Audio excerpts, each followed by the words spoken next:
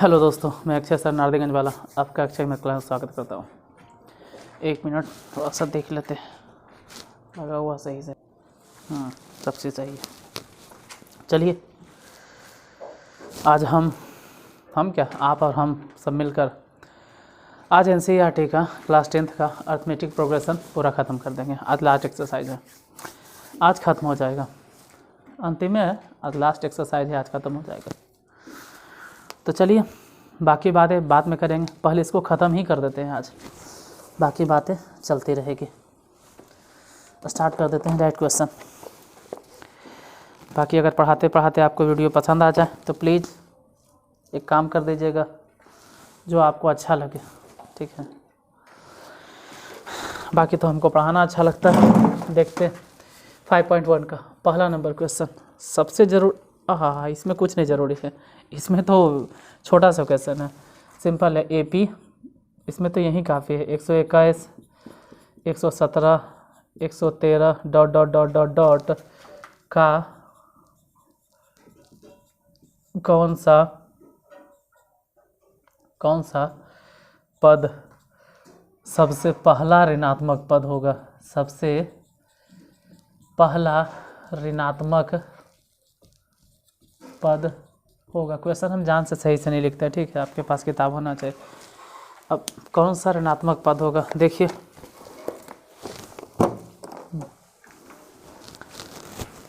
ऐसे तो साफ नज़र आ रहा है कि पहले 121 है, फिर 117 है, फिर 113 है, मतलब इस तरह से ही घटते जा रहा है, घटते क्रम में है। तो 121 फिर 117 फिर 113 घटते घटते घटते घटते घटते जीरो पे चला जाएगा। लेकिन जीरो के बाद अगर कोई भी पद आएगा, जीरो के बाद अगर कुछ भी आएगा तो माइनस में आएगा। यही मालूम करना है कि कौन सा पहला पद है जो ऋणात्मक है। देखिए यहाँ मान लेना है ए बराबर, मानना क्या है, दिया हुआ है। डिफरेंस अगर देखा जाए तो वो भी झलक रहा है कि 4 4 घट रहा है, माइनस में 4 है। हाँ, ये भले ही हम कह सकते हैं कि मान लेते हैं टी एन बराबर क्या है, 0, क्योंकि जीरो भी नहीं पूछ रहा है, कह रहा है कौन सा पद सबसे पहला ऋणात्मक पद है, सबसे पहला ऋणात्मक। तो हम मान लेते हैं कि कोई पद होगा जो 0 होगा। इसके लिए n फाइंड करो, तुम 0 समझ कर फाइंड करो कि घटते घटते 121, 117, 113 इस तरह से घटते घटते घटते घटते घटते घट ही रहा है यार। देखो तो 121 से 117 हो गया, 117 से 113 हो गया, यानी तो घटते क्रम में। तो जाहिर से बात है कभी ने घटते घटते 0 हो जाएगा। तो सिर्फ ये मालूम करो कि 0 कौन सा पद है, बस सिर्फ इतना मालूम कीजिए कि 0 कौन सा पद है। अगर ये निकल गया कि 0 कौन सा पद है तो उसके बाद वाला जो पद होगा जाहिर से बात है कि वो माइनस में ही होगा। तो पहले ये पता करो कि 0 कौन सा पद है, बस इतना ही काफ़ी है पता करना। देखिए लिखेंगे, चूँकि टी एन का सूत्र क्या होता है, टी एन बराबर फॉर्मूला होता है a + n-1 इंटू डी। हम टी एन को कंसीडर ही कर लिए 0, a मतलब 121 प्लस में n-1 इंटू डी, डी मतलब कितना, -4। अब ध्यान रहे कि कोई ज़रूरी नहीं है कि घटते घटते घटते घटते 0 आ ही जाए, हो सकता है 0 नहीं मिले, लेकिन हम अपने मन से माने हैं कि कहीं तो 0 आएगा, ठीक है। 0 कोई ज़रूरी नहीं कि n बराबर आ ही जाए, फिर भी हम मान रहे हैं। अब क्या करेंगे, 121 को इधर भेज दो माइनस में, इधर क्या हो गया n-1 गुने में -4, माइनस से माइनस कैंसिल, तो अगर चाहो तो गुना कर दो, 4n माइनस में 4 इज इक्वल टू 121।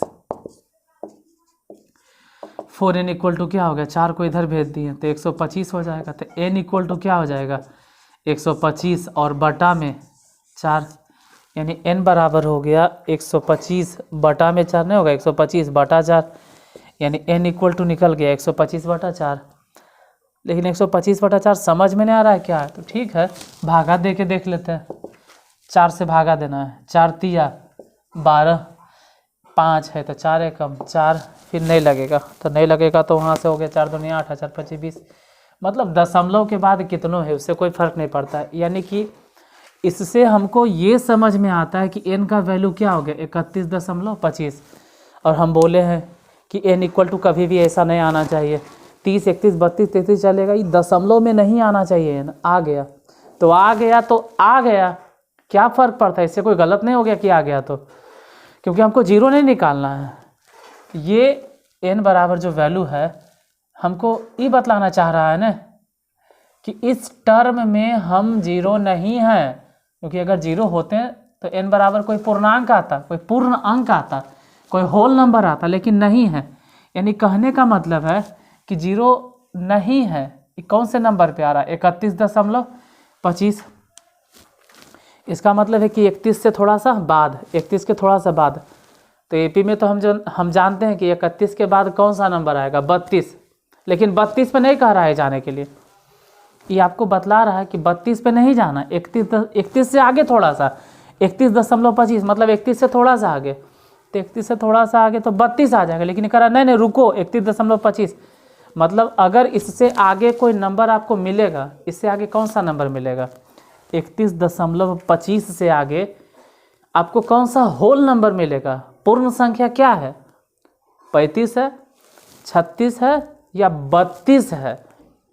31.25 के बाद जो पूर्ण संख्या आता है वो 32 है।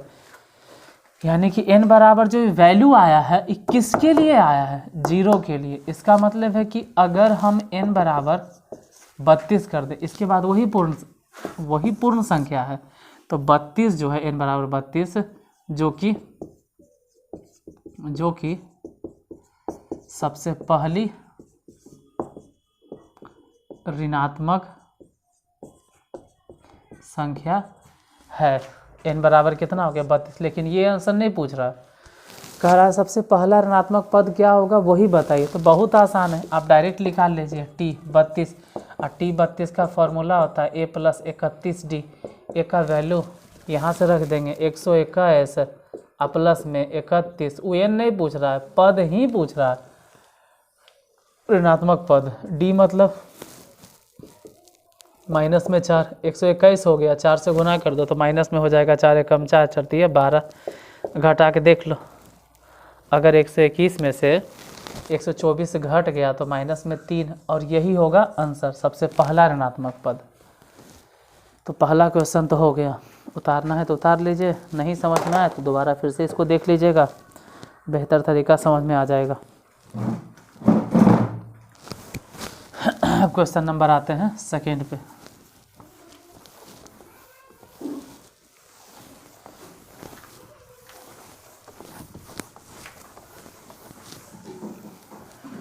किताब होना चाहिए, हम हमेशा कहते हैं, ठीक है, कि आप जब भी बना रहे हैं अपने पास किताब रखिए। मीडियम कोई भी हो, हिंदी मीडियम, इंग्लिश मीडियम, दोनों चलेगा, ठीक है।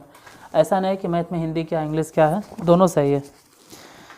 आप जिस लैंग्वेज में समझते हैं वही किताब रखिए। जैसे सेकेंड नंबर क्वेश्चन मेरे पास हिंदी मीडियम का है, कि हम सोचे मोस्ट ऑफ द स्टूडेंट चलो हिंदी वाला देखते हैं, इंग्लिश में भी बताएंगे अलग से। देखिए फिलहाल, किसी एपी के तीसरे और सातवें पदों का योग 6।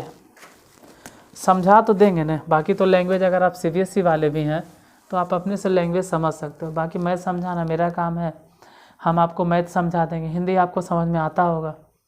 रही बात किताब के, तो आप पढ़ सकते हैं, किताब तो आप पढ़ सकते हैं।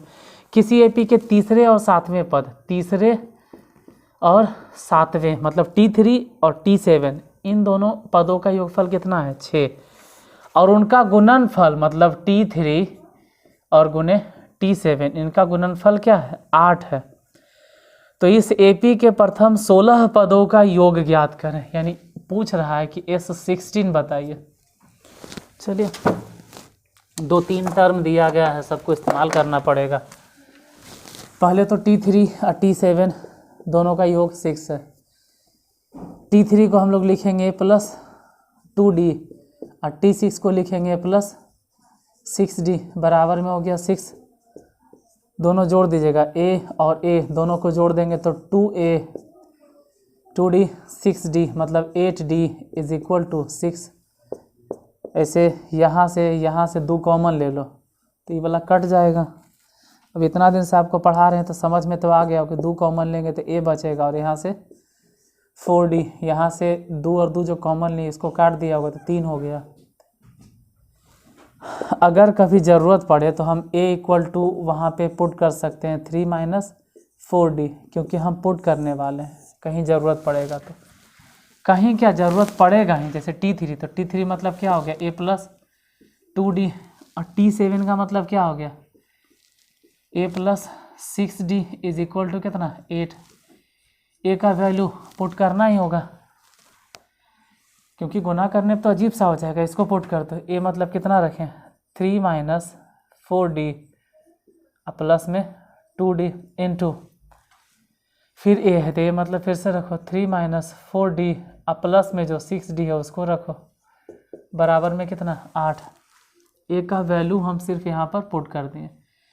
ए का वैल्यू हुआ कौची 3 और 2d में से 4d घट गया तो माइनस में हो गया 2d इंटू 3 प्लस 6d में से 4d घट गया तो 2d is equal to 8।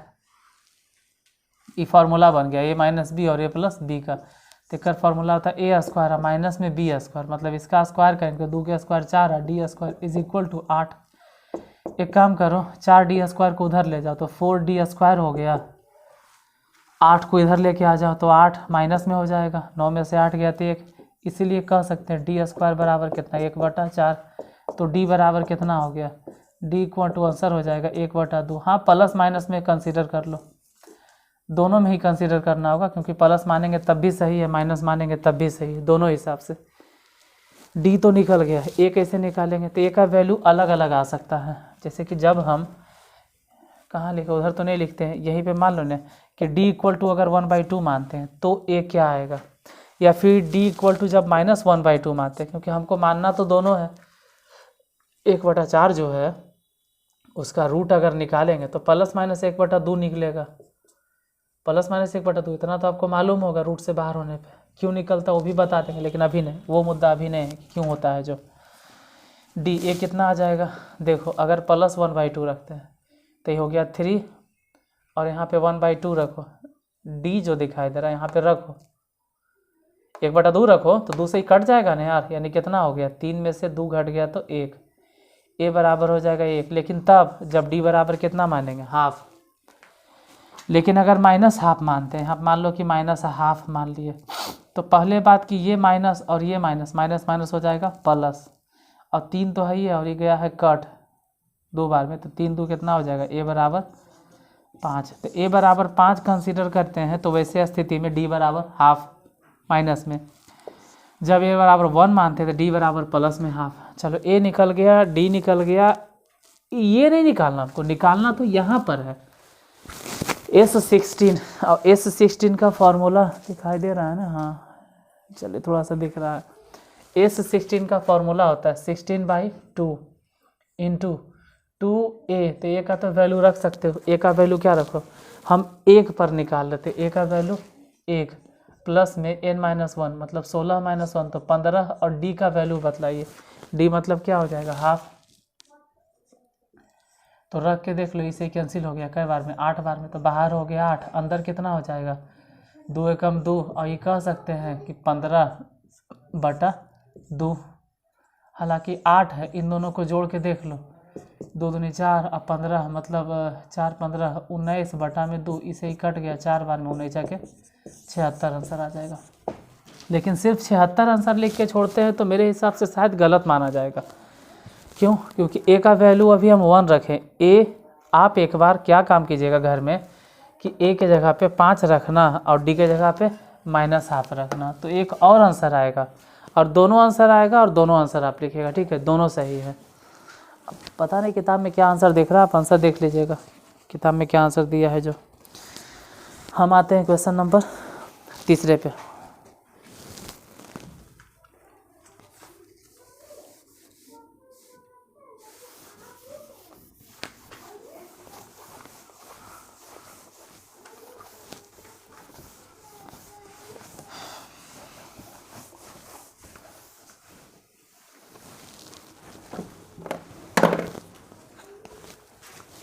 Question number 3, देखिए 3 नंबर पहले क्वेश्चन पढ़ लीजिए, ठीक है, क्योंकि आप क्वेश्चन नहीं पढ़ते हैं, डायरेक्ट हम समरी बताते हैं तो आपको समझ में नहीं आता।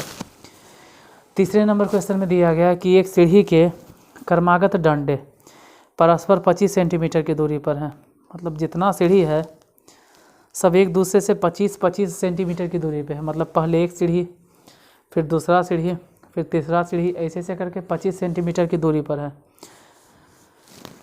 जैसा कि आकृति में दिखाया गया, डंडों की लंबाई एक समान रूप से घटती है, एक समान रूप से घटती जाती है तथा सबसे निचले डंडे की लंबाई 45 सेंटीमीटर और सबसे ऊपर वाले डंडे की लंबाई 25 सेंटीमीटर। यदि ऊपरी और निचले डंडे के बीच की दूरी 2.1/2 मीटर तो डंडों को बनाने के लिए लकड़ी में कितनी लंबाई लगी होगी। देखिए फिगर तो इसे बनाए हुए हैं, कहने का मतलब है कि इस तरह का सीढ़ी है, मान लेते हैं ऐसे सीढ़ी कुछ है लगा हुआ, और सीढ़ी के सबसे निचले डंडे की अगर लंबाई हम पूछें तो सबसे निचले डंडे की लंबाई है 45 सेंटीमीटर और सबसे ऊपर जाते जाते अगर डंडा देखें तो उसकी लंबाई है 25 सेंटीमीटर। यही तो है। और कह रहा है कि इसके बाद जो दूसरा सीढ़ी हम देखेंगे ये वाला, इन दोनों के बीच का जो गैप है वो 25 सेंटीमीटर, फिर दोनों सीढ़ी के बीच का जो गैप है वो 25 सेंटीमीटर, फिर एक और सीढ़ी उसके बीच का गैप है 25 सेंटीमीटर। मतलब एक डंडे से दूसरे डंडे पर, दूसरे से तीसरे, तीसरे से चौथे पर तभी पैर रखा जा सकता है जब आप 25 सेंटीमीटर उठा सकते हैं। मतलब पहले एक से शुरू से मान लो कि स्टार्टिंग से अगर पहले डंडे पे हमको चढ़ना है, ठीक है, शुरू पे तो 25 सेंटीमीटर का गैप, फिर 25 सेंटीमीटर का गैप, ऐसे 25 गैप करके टोटल हाइट कितना अगर देखा जाए तो कह रहा है कि निचले डंडे के बीच की दूरी इतना मीटर है। यदि ऊपरी और निचले, मतलब ऊपरी वाला है और निचली ये वाला है, इसके बीच की अगर दूरी देखें तो 2.5 मीटर है, 2.1/2 मीटर। इसको लिखा जा सकता है 5/2 मीटर। हालांकि 45 सेंटीमीटर चल रहा है, अगर देखोगे तो वहाँ पर भी सेंटीमीटर चल रहा है, ये दोनों के बीच का गैप भी सेंटीमीटर में चल रहा है। तो मीटर में क्या कर रहा है, उसको सेंटीमीटर में कन्वर्ट करने के लिए 100 से गुना कर दो, कन्वर्ट हो जाएगा किस में, सेंटीमीटर में। अब कट गया इसे ही 50 बार में, तो पता चला कि 250 सेंटीमीटर। मतलब टोटली अगर हाइट देखा जाए तो पूरा 250 सेंटीमीटर है। अब एक डंडे के बीच का गैप अगर देखें तो 25 सेंटीमीटर है, 25 सेंटीमीटर है, 25 सेंटीमीटर है, 25 सेंटीमीटर है, 25 सेंटीमीटर है। मतलब एक डंडा, मतलब यहाँ से एक डंडे पे अगर छलांग लगाना तो 25 सेंटीमीटर, और सब समान गैप है, यहाँ भी 25, यहाँ भी 25, यहाँ भी 25, यहाँ भी 25, यहाँ भी 25। मतलब ऐसे ऐसे करते करते कितना डंडा तक हम पहुँचे होंगे। अगर हमको डंडों की संख्या निकालना है तो ऐसे तो हिंट भी दिया गया है कि डंडों की संख्या बताइए, डंडों की संख्या। तो इसमें लिखा गया है कि एक सीढ़ी के क्रमागत डंडे परस्पर 25 सेंटीमीटर की दूरी पर है। कोई सीढ़ी है और इसके डंडे जो है, दोनों डंडे क्रमागत 25 सेंटीमीटर की दूरी पर है। डंडे की लंबाई एक समान रूप से घटती जाती है। सबसे निचली डंडे की लंबाई 45 सेंटीमीटर है, लंबाई 45 सेंटीमीटर है, और सबसे ऊपर वाला के 25 सेंटीमीटर है। और डंडों को बनाने के लिए, मतलब कहने का मतलब है कि अगर आप शुरू से ही देखो, स्टार्टिंग से देखो, तो शुरू में अगर पैर रखते हैं डंडे पर तो 1 2 3 4 5 6 7 इस तरह से हम यहाँ चढ़ते चढ़ते हर बार हमको 25 सेंटीमीटर पैर उठाना पड़ता है, हर बार। अब 25 सेंटीमीटर हम तो हर बार 25 सेंटीमीटर पैर उठाएं। एक बार 25 सेंटीमीटर उठा के यहाँ रखें, फिर 25 सेंटीमीटर पैर को उठाएं तो यहाँ रखें, फिर यहाँ रखें, फिर यहाँ रखें। लास्ट में हमसे पूछा गया कि तू कितना मीटर चढ़ा यार, या कितना सेंटीमीटर, तो हम बोलेंगे कि टोटल दूरी हम कितना कवर कर ली, 250 सेंटीमीटर। तो डंडों की संख्या कैसे बताएंगे, 250 सेंटीमीटर टोटल चढ़े हैं, और हर एक स्टेप में हम कितना कितना चढ़ रहे थे, 25 सेंटीमीटर में 25 से भागा दे दो तो डंडों की संख्या हो गया 10। इसका मतलब है कि हम 25 सेंटीमीटर 25 सेंटीमीटर 25 सेंटीमीटर हम कई बार पैर को उठाएं, तो कह सकते हैं कि पैर को उठाना पड़ा 10 बार। अब जाहिर सी बात है कि सीढ़ी अगर कोई होगा तो नीचे तो डंडा नहीं होगा, जाहिर सी बात है नीचे डंडा नहीं होगा। नीचे क्यों होगा डंडा, घर में लकड़ी वाला निसैनी देखे हो, सीढ़ी देखे हो, उसको नीचे डंडा नहीं रहता है, नीचे से थोड़ा सा ऊपर उठ के डंडा। नीचे तो धरती है, ये है ज़मीन है, ये है, वहाँ से पैर उठाते हैं। तो पहला जो डंडा है वो 25 सेंटीमीटर के हाइट पर है, उसके बाद जो दूसरा डंडा वो भी 25 सेंटीमीटर के हाइट पर है। तो हम तो यही बोलेंगे कि पहले डंडा पर गए तो 25 सेंटीमीटर, फिर दूसरे डंडा पे जाने के लिए फिर से 25 सेंटीमीटर का पैर उठाना पड़ा, फिर आगे अगर ऊपर उठाते फिर से 25 सेंटीमीटर के पैर उठाना पड़ा। ऐसे करते करते पूरा सीढ़ी की अगर लंबाई देखें तो 250 सेंटीमीटर है। अब हम कई बार पैर उठाए होंगे, हर बार जो मेरा पैर उठ रहा था वो 25 सेंटीमीटर के लिए। इसका मतलब है कि हम 10 डंडा पे चढ़े हैं। डंडा कै गो था? 10 गो, तो डंटों की संख्या हो गया 10। चलिए अब बन गया, और क्या, यही तो पूछ रहा था, यही पूछ रहा था कि ये टोटल बताइए, जो डंटा लगा हुआ है, अगल बगल वाला नहीं कह रहा है, जो डंटा लगल है इसकी लंबाई बताइए। तो सबको जोड़ देंगे, 10 गो है। एस एन का फॉर्मूला बता दो। एस एन का फॉर्मूला क्या होता है? ए प्लस टी एन, अब बटा में 2 और गुने में एन। यहाँ पे एस हमको मालूम है कि 10 लिखना है, क्योंकि 10 गुण डंटा है, उसके हिसाब से तो 10 पता चल रहा है। तो ए मतलब कितना? ए मतलब हो गया 45, और प्लस टी एन मतलब सबसे ऊपर वाला, और बटा में क्या हो जाएगा 2, और गुने में एन मतलब 10। दोनों जोड़ तो आता होगा, यहाँ जोड़ दीजिएगा। 5 5 10, 4 2 6 और 1 7, बटा में 2 और गुने में हो गया 10। 2 से इसको काट दो 35 बार में। तो टोटल अगर जोड़े, सब जोड़िए न रहे थे, ए मालूम था और सबसे अंतिम पद भी मालूम था, और कई गो एसेंशन चढ़ रहे हैं वो भी मालूम है, ये है। हमको डी निकालने की ज़रूरत नहीं पड़ा, डी नहीं निकाले आप। डी क्यों निकाले? जब ए पता है, अंतिम पद पता है, टोटल पता है, तो मालूम है ये कि एपी में है। कैसे पता चल गया? अरे साफ झलक रहा है यार कि पहले 25 सेंटीमीटर, ठीक है, और फिर पता नहीं कई सेंटीमीटर, फिर पता नहीं कई सेंटीमीटर। काहे नहीं पता है आपको? कैसे पता रहेगा? इसमें सिर्फ इतना कहा गया है ना कि सीढ़ी की जो लंबाई है या डंडे की जो लंबाई है वो एक समान रूप से घटती है। मतलब ये 45 है तो हो सकता है 40 हो गया होगा, हो सकता है कि 35 हो गया होगा, हो सकता है कि 30 हो गया होगा, हो सकता है 35 मतलब 25 हो गया, फिर 20 हो गया, एक समान रूप से घट रहा है।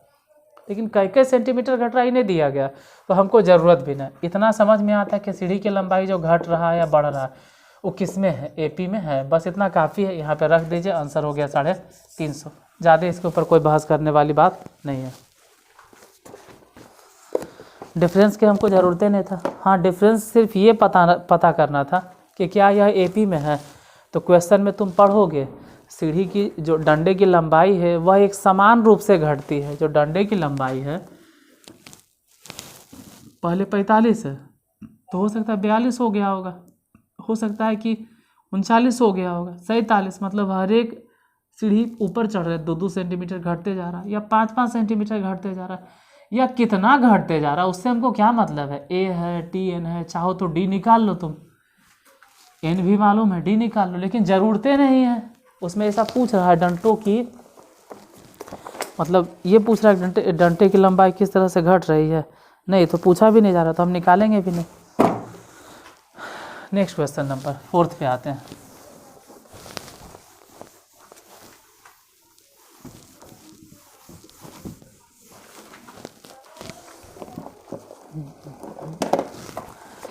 क्वेश्चन नंबर 4 एनसीईआरटी का। देखिए चौथा नंबर क्वेश्चन क्या दिया गया। चौथा नंबर है कि एक पंक्ति के मकानों को क्रमागत रूप से 1 से 49 तक अंकित किया गया। मतलब कि 49 को मकान है, ठीक है। पहला, दूसरा, तीसरा, चौथा, पाँचवा, छठा, सातवां, आठवां, नौवां, 10वां, 11वां, 12वां, 13वां, 14वां, 15वां, अब उतना नहीं हटेगा, ठीक है। Dot dot dot dot dot 49 तक मकान है। दर्शाइए कि x का एक ऐसा मान है, कोई कहीं बीच में वैल्यू होगा, x मान लेते हैं कहीं है, x का एक ऐसा मान है कि x से अंकित मकान से पहले, इससे पहले वाला, जैसे x बराबर मान लो कि 20 है, माने में क्या चाहता है 20 है, तो 20 से पहले, 20 से पहले, तो 20 से पहले मतलब 19 मकान में होगा यार।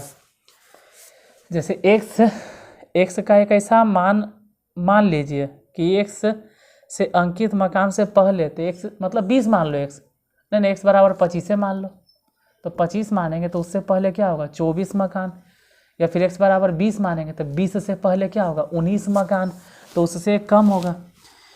उससे पहले के मकानों की संख्याओं का योग, इन सब का योग उसके बाद वाले मकानों की संख्या के योग के बराबर है।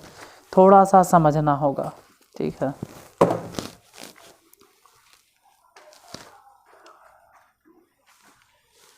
क्या समझना होगा, देखो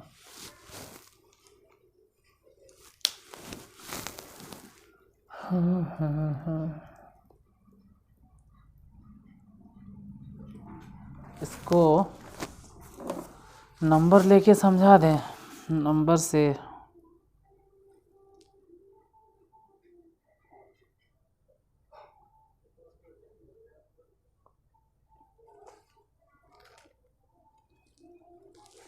क्वेश्चन क्या कह रहा है कि एक्स से अंकित मकान से पहले के मकानों की संख्याओं का योग उसके बाद वाले मकान की संख्याओं के योग के बराबर। देखिए बाद वाले उसको नहीं कंसिडर करना, यही थोड़ा सा लग रहा था, उसके बाद वाले। यानी कहने का मतलब है कि अगर हम 20 मानते हैं ना कि x का वैल्यू 20 है, अगर समझने के लिए यहाँ पे अगर दिख रहा है तुमको तो ठीक है, यहाँ पे देखिए छोटा सा जगह लिखते हैं, कोई दिक्कत नहीं, यहाँ पे अगर लिख भी देते हैं। अगर x का वैल्यू हम 20 मानते हैं तो कहने का मतलब है कि S19 जो है, S19 मतलब इसके पहले जितना भी मकान है ना, इसका योगफल किसके बराबर, तो इसके बाद जितना बच गया। अब खुद सोचो कि इसके बाद कितना बच गया। जैसे कि यहाँ तक तो 20वां मकान हो गया, ये 20वां है, तो उधर कई को बच गया, टोटल अगर 49 गो है जिसमें यही 20 है, तो उधर कितना बच गया, 29। कैसे निकलेगा, तो इसके बाद ने चाहिए यार, तो ये कई गो माने हैं, 20 गो ने, और टोटल है 49 गो। 49 में से 20 हटा दो, टोटल कितना है 49। 49 में से 20 हटा दो, अरे 49 में से 20 हटा दो तो 29 से नहीं आएगा। तो उसको कैसे लिखेंगे, हिंट में लिखा गया है कि x 49 में से s 20 को घटा दीजिए। घटा कर देख लीजिए, ये 49 है और ये क्या हो गया, उसको घटा देंगे तो घटकर उधर वाला जो हिस्सा आएगा, मतलब उधर वाला जो आएगा 29 घर नहीं आएगा। तो 29 घर डायरेक्ट S29 नहीं लिख सकते हैं, पहले पूरा में से इधर वाला घटा देंगे तो उधर वाला बच जाएगा। जैसे कहने का मतलब है कि मान लेते हैं कि वो नंबर जो है वो कोई नंबर होगा, जैसे क्या मान रहे हैं x, तो x से पहले क्या होगा, x से पहले हो जाएगा x -1, ये किसके बराबर है, तो टोटल निकाल लीजिए, x 49 टोटल निकाल लो और उसमें से इन सब घरों का जो योगफल है उसको घटा दो। टोटल कै गो है 49 गो ने, तो S 49 निकाल लीजिए, सब भेज जोड़ लो और उसमें से 20 गो जो घर है ना ये सब माइनस कर दो। तो अगर 49 घर को जोड़ देते हैं और इन सब का योगफल अगर माइनस कर देते हैं तो बचेगा कौन चीज़, 20 के बादे वाला ने, मतलब कि x के बाद जो घर है वही वाला ने, तो वही लिखल है s x -1। इसको छोड़ दो, नंबर से समझो, ठीक है। 1 से लेकर 49 तक नंबर है और x का वैल्यू हम मान रहे हैं अपने मन से कि x का वैल्यू क्या है 20, मतलब 20वां घर वैसा घर है, मतलब हम समझने के लिए मान रहे हैं, ऐसा नहीं कि इसको ही अदरवाइज आप ले लीजिए, अब पता चला समझ में नहीं आया। अगर 20वां घर हम कंसीडर कर लेते हैं, मान लेते हैं ज़बरदस्ती कि 20वां ही वो घर है, तो 20वें के पहले जितना घर है, कै गो घर होगा 19, तो 19 घरों का सभी का योगफल अगर लिया जाए, क्वेश्चन तो यही कह रहा है, ठीक है। क्वेश्चन देखोगे तो यही है कि 1 से लेकर 49 तक अंकित है, तो 1 से लेकर 49 तक अंकित है, तो चलो भाई 1 से लेकर 49 तक माने सभी, एक घर में लिखल होगा 1, फिर दूसरा घर में 2, फिर तीसरा घर में 3, चौथा घर में 4, ऐसे करते करते 20वें घर तक 20 लिखल है। तो 20 से पहले क्या होगा 19 तक लिखल, तो 1 से लेकर 19 तक सबको जोड़ दिए, तो इन सभी घरों पे जो नंबर लिखा हुआ था उनका योगफल किसके बराबर है, तो इसके बाद जो आने वाला है। अब इसके बाद जितना घर आएगा उसका योगफल कैसे निकालेंगे, उसका योगफल तो हम भी नहीं जानते, आप भी नहीं जानते, कोई नहीं जानता, कैसे निकालेगा। तो एक तरीका यह है कि सभी घरों का आप योगफल निकाल लीजिए, मतलब S49। अरे सभी घर नहीं कह रहा है यार, कह रहा है कि जो 120 माने इसके पहले वाला जो घर है उसके सभी घरों का योगफल जो है इसके बाद वाले, मतलब इसको छोड़कर, एक पहले जितना घर है ना इसको भूल जाइए, इसके पहले जितना घर है उन सभी नंबर का योगफल इसके बाद वाले सभी नंबर के योगफल के बराबर, इसको कहीं नहीं इंक्लूड करना। नहीं बेचारा इधर शामिल हुआ ना ही उधर शामिल हुआ, तो इधर तो खैर 19 को जोड़ दिए, उधर कैसे निकालेंगे, तो 49 को निकाल कर आई जो 20 गो घर का योगफल आता है ना S20 उसको माइनस कर देंगे। इतना अगर हटा देते हैं, ये पूरे काट के हटा देते हैं, 19 को तो हटेबे किए, साथ साथ ही 20वां ओरा में हटा दिए, तो उधरेन बचा 20 के बादे वाला, ठीक है 20 के बाद वाला ये हो गया कि 20वें घर के बाद वाला। कोशिश तो हम किए, अगर आपको नहीं समझ में आया हो कोई बात नहीं, इसी तरह का कभी और दूसरा प्रॉब्लम देखेंगे। फिलहाल हम अपने टॉपिक पे आते हैं, जो हम क्वेश्चन बता रहे थे। इसमें x कोई नंबर है, ठीक है, उस नंबर से पहले, इससे पहले जितना घर है उन सभी का योगफल, तो x से पहले x - 1 हो जाएगा। ये किसके बराबर है? तो इसके बाद वाले सभी घरों के योगफल। अब इसके बाद निकालना बड़ी मुश्किल है, हम टोटल निकाल लेते हैं और उसमें यहाँ तक जो भी आता है सब मान लो कैंची से काट कर अलग कर दिए। एक कैंची लाओ रे, इसको काटो और फेंक दो तो बचेगा इधरे वाला हिस्सा ने, तो वही तो किए। S49 में से सॉरी इस x माइनस कर दिए। अब इसका फॉर्मूला बतलाना है, इसका सूत्र क्या होता है? तो x - 1 बटा में 2 इंटू 2a मतलब क्या चल रहा है? a मतलब 1 प्लस में n-1 इंटू डी, तो यहाँ पर तो x है तो x - 1 और फिर से -1 इंटू डिफरेंस क्या चल रहा है? तो 1 2 जो घर है ना उसमें लगातार नंबर लिखल है, क्रमागत पढ़ोगे तो इसमें लिखल है कि मकानों को क्रमागत रूप में लिखा गया। मतलब डिफरेंस कितना है? तो साफ झलक रहा है, एक एक डिफरेंस है। इधर S49 मैंने क्या हो गया? 49/2, इधर हो गया 2a मतलब एक ही होगा, प्लस में n-1 मतलब 48, और d मतलब कितना चल रहा है? 1 माइनस में s x के फॉर्मूला हो जाएगा x/2 इंटू 2a और प्लस में x - 1 और डिफरेंस मैंने क्या है 1। तो सभी के लिए a भी सब के लिए सेम है 1 1।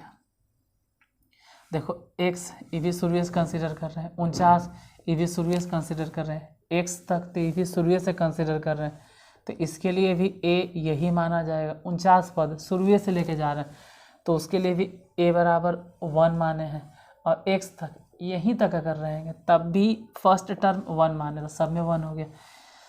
सब में थोड़ा गौर से देखोगे तो बटा 2 यहाँ पर भी, बटा 2 यहाँ पर भी, बटा 2 यहाँ पर भी, बटा 2 ख़त्म हो गया, बचा क्या?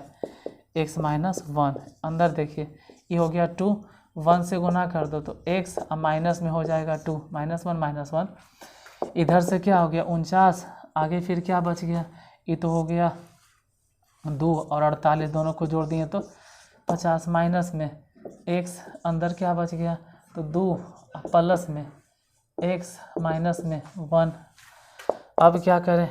2 से 2 कैंसिल, x गुना कर दो तो x² माइनस में x गुना कर दिए बराबर, इसको गुना कर दो 0 और 9 × 5 45 के 5 हाथ में 4 हो गया 24 50। उधर देखते हैं तो x से गुना करना, तो पहले तो x में गुना होगा तो माइनस में x², फिर 2 है और 1 घट गया तो 1 के ना होगा, लेकिन ये गुना हो गया तो माइनस में x² माइनस में x² माइनस में कट गया, नहीं मतलब x और x कट गया, दोनों माइनस में था, ये x² तो इधर आइए जाएगा, तो x² जैसे ही बराबर की इस तरफ आएगा, यहाँ तो पहले से x² है और ये वाला x² अगर इधर आ गया तो यहाँ ने माइनस में है, बराबर किस तरफ आके हो जाएगा प्लस में, यानी 2x² इज इक्वल टू कितना हो जाएगा 24 50। अब 2 से इसको काट दो, बहुत आसान है, 2 से काटेंगे 12 दूनी 24 और 25 दूनी 50, यानी x² बराबर अगर 25 है तो x बराबर कितना हो जाएगा? x बराबर 1225 है, मतलब 35 हो जाएगा। और यही तो पूछ रहा था, x का वैल्यू बताइए, तो 35 हो गया आंसर। क्वेश्चन नंबर 4 हो गया। एक क्वेश्चन और बच रहा है, इसको भी ख़त्म ही कर देते हैं, इसको भी क्यों छोड़ें, टाइम देख लें, टाइम तो थोड़ा ज़्यादा हो गया, कोई बात नहीं, आज इसको ख़त्म कर देते हैं। एक क्वेश्चन कल के लिए अब क्यों छूटेगा।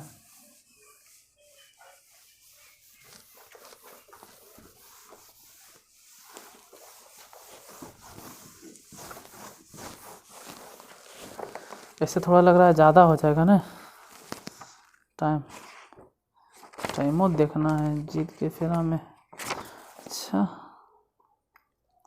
देखो कोई ज़्यादा टफ नहीं, क्वेश्चन अगर समझ गए तो समझ गए, क्वेश्चन अगर समझ जाएगा तो ये क्वेश्चन नई सीरीज शुरू होगा अगले दिन। एक फुटबॉल के मैदान में, मतलब सीढ़ी है, ठीक है, अब सीढ़ी हम बना नहीं सकते हैं, आप किताब में देख लीजिएगा 15 सीढ़ियाँ बनी हुई हैं, 1 2 3 4 5 6 7 8 9 10 11 12 13 14 15, इससे 15 को सीढ़ी है, ठीक है, 15 सीढ़ी है, और सीढ़ी की लंबाई जो है वो फिक्स है, कितना है 50, तो सीढ़ी की लंबाई नहीं बदल रहा है, और सीढ़ी की जो चौड़ाई होता है वो भी नहीं बदलेगा, ठीक है, सीढ़ी की चौड़ाई भी नहीं बदलेगा, चौड़ाई भी फिक्स रहेगा इस तरह से। मतलब मान लीजिए इसमें अब उतना अच्छा सीढ़ी नहीं बना सकते, पीछे की तरफ भी होगा, तो बदलेगा क्या इसमें? हाँ, हाइट बदलेगा, हाइट। समझो, देखो अब इमेजिन करो, सीढ़ी ऐसे बाहर की तरफ होगा, हम तो बना नहीं पा रहे हैं, सीढ़ी की लंबाई तो नहीं है बदल रहा है, चाहे तुम धीरे धीरे ऊपर क्यों नहीं जाए, सीढ़ी की लंबाई नहीं बदलेगा, ये तो इतने रहेगा। सीढ़ी कुछ ना कुछ चौड़ा तो होता होगा ना, सीढ़ी के कुछ न कुछ चौड़ाई होगा जिस पे हम पैर रखते हैं, तो हम लोग ये मानते हैं कि सीढ़ी की चौड़ाई भी बराबर है। मानते क्या है, इसमें दिया गया है एक फुटबॉल के मैदान में एक छोटा चबूतरा जिसमें 15 सीढ़ियाँ बनी हुई है, इन सीढ़ियों में से प्रत्येक की लंबाई 25 मीटर है।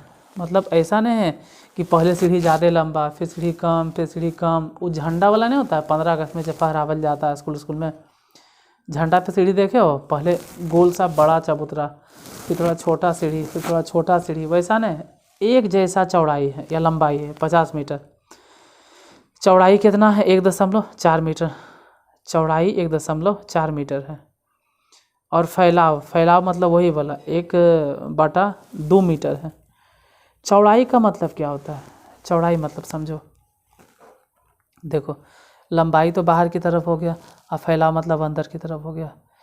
चौड़ाई का मतलब हो गया एक तरह के हाइट। यहाँ पे तो चौड़ाई है 1/4 मीटर है चौड़ाई, तो यहाँ पे एक तरह का, कहाँ गया, प्रत्येक सीढ़ी 1.4 मीटर की चढ़ाई पर है यार, चौड़ाई नहीं। हम सोचे लगे कि चौड़ाई माने क्या, चढ़ाई पर है, मतलब डायरेक्ट बता ही देते हैं, इधर उधर के बकवास करने से फ़ायदा। देखिए पहले तो सीढ़ी की चढ़ाई कितना था? 1/4 मीटर, फिर आगे चढ़े तो 1/4 मीटर, फिर आगे चढ़े 1/4 मीटर, फिर आगे चढ़े 1/4 मीटर, फिर आगे 1/4 मीटर, फिर आगे 1/4 मीटर, फिर आगे 1/4 मीटर, फिर आगे 1/4 मीटर। मतलब नहीं लग रहा कि धीरे धीरे पहले 1/4 था, फिर 1/4 ऐड हो गया, फिर 1/4 ऐड हो गया, फिर 1/4 ऐड, धीरे धीरे क्या बढ़ते जा रहा है सीढ़ी में, क्या बढ़ते जा रहा है? अगर कंसीडर करोगे तो सीढ़ी में क्या बढ़ते जा रहा है? एज, सिर्फ डिफरेंट हो रहा है क्या? एज। सीढ़ी जो बाहर की तरफ लंबाई है वो तो फिक्स है, लंबाई कितना?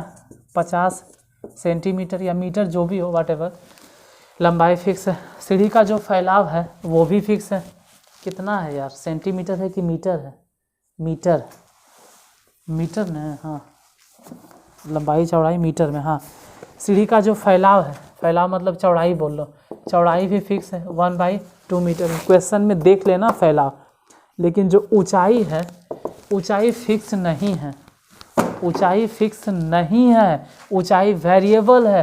पहले ऊंचाई है 1/4, फिर उसमें 1/4 जुड़ गया, तो हो सकता है कि 1/2 हो जाए। मतलब ऊंचाई बदल रहा है, ऊंचाई धीरे धीरे बढ़ते जा रहा है। जैसे आप अगर पूरे सीढ़ी का आयतन निकालो, क्योंकि वो पूछ ही रहा आयतन, अगर क्वेश्चन पढ़ोगे, लैंग्वेज प्रॉब्लम तो हम जल्दी पढ़ते नहीं हैं। कुल आयतन, कुल आयतन, तो आयतन का सूत्र क्या लिखोगे? आयतन का फॉर्मूला क्या जानते हो? लंबाई गुने चौड़ाई गुने ऊंचाई। लंबाई को तो रख दोगे 50 मीटर, चौड़ाई भी रख दोगे 1/2 मीटर, लेकिन एच क्या रखोगे?